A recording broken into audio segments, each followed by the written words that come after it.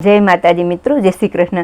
हूँ आज उर्मिलाजीનું કહેવા માંગુ છું। ઉર્મિલાજી જનક રાજાની દીકરી અને સીતાજીના બેન હતા અને લક્ષ્મણજીના પત્ની। અને ઉર્મિલાજી અને કોણ કહે છે કે ઉર્મિલા સાસુ અને વહુને ન બને? મિત્રો, ઉર્મિલાજીએ 14 વર્ષ સુધી ત્રણેય માતાજીની સેવા કરી હતી, ત્રણેય સાસુમાની, અને પૂજા પાઠ કરી અને એમને 14 વર્ષ વિતાવ્યા લક્ષ્મણજી વગર।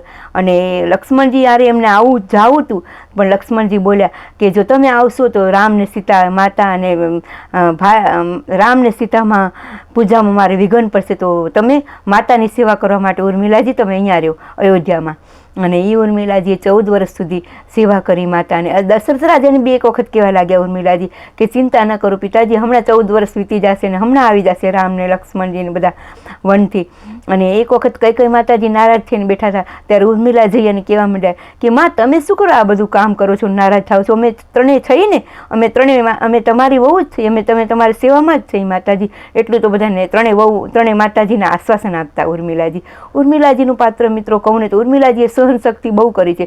14 વર્ષ પોતાના પતિ વગર અને 14 વર્ષ માતાજીની ત્રણેયની સેવા કરી અને 14 વર્ષ પોતાના પતિ વગર વિતાવ્યા। એ તો ઉર્મિલા અને લક્ષ્મણજી જ જાણે છે। અને એક વખત ઇન્દ્રજીત કહેવા લાગ્યા, જ્યારે યુદ્ધમાં ગયા ને લક્ષ્મણ ઇન્દ્રજીત, ત્યારે કહેવા લાગ્યા કે કાશ ભાનુમતીની સેવા થોડી ઓછી પડી હશે અને ઉર્મિલાજીની સેવા અને પતિવ્રતા ધર્મને લીધે લક્ષ્મણજી તમે બચી ગયા, પ્રાણ તમારા।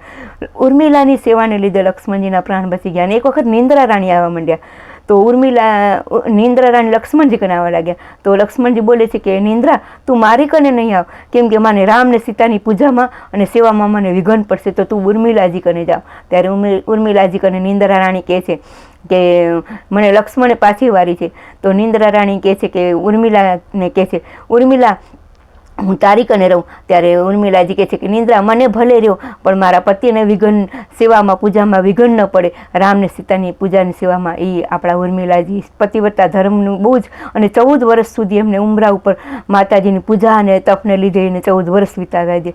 એ તો ઉર્મિલાજી અને લક્ષ્મણજી જ જાણે કે કેવી રીતે 14 વર્ષ વીત્યા હશે મિત્રો। પણ જો મારા વિડીયોમાં કાંઈ થોડી ભૂલ થઈ હોય તો માફી માગું છું। અને ઉર્મિલાજી જેવું તપ કોઈ કરી ન શકે મિત્રો।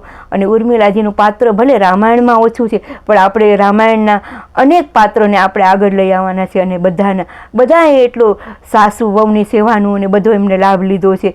ત્રણ માતાજીની સેવા એ ઉર્મિલાજીએ લાભ લીધો છે મિત્રો। મારો વિડીયો સારો લાગ્યો હોય તો શેર કરજો અને જોતા રહેજો। અને આવો કોઈ પણ વિડીયો જોવો હોય તો લાઈક કરજો, શેર, અને કોઈ પણ વિડીયો જોવો હોય તો મિત્રો મને કમેન્ટમાં કહેજો અને શેર કરજો। ખૂબ ખૂબ ધન્યવાદ। જય માતાજી।